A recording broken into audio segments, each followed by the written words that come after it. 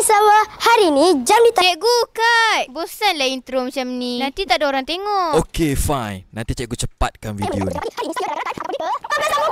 Ini adalah kisah lawatan kami. 8.30 pagi, bas bergerak. Alalang naik bas, apa lagi? Selfie lah, nak tunjuk kat kawan. Baru je nak lelap. Tiba-tiba dah sampai kat pesta buku. Bila sampai? Noh, ni pesta buku ke pesta makanan? Penuh dengan makanan. Kat sini je dah separuh duit habis beli makanan. Bila perut dah kenyang, apa lagi? Cari buku lah. Kat sini memang banyak buku. Dan nama pun pesta buku. Dia punya banyak tu sampai kita orang pun pening nak beli buku apa. Yang ni seorang pula. Dah emosi nak pilih buku. Last-last dia beli Al-Quran. Alhamdulillah. Tengah syok cari buku, tiba-tiba abang ni pula ajak pusing roda. Okeylah, dapat juga buku percuma. Hehe. Tadi nampak dia orang bukan main cari buku kan. Last-last beli benda lain.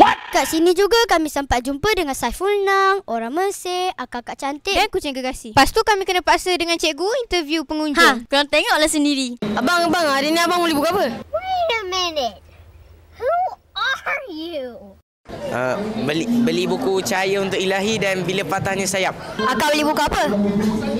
Izinkan aku Ustaz. Abang beli buku apa? Abang beli buku daripada Eden Ramli. Oh, best ke?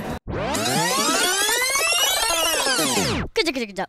Abang ni baru je beli buku. Tapi si orang ni dah tanya, best ke tak? Kesimpulannya, pesta buku memang best. Kita orang harap kita orang dapat pergi lagi tahun depan. Mesti korang ingat video ni dah habis kan? Belum lagi.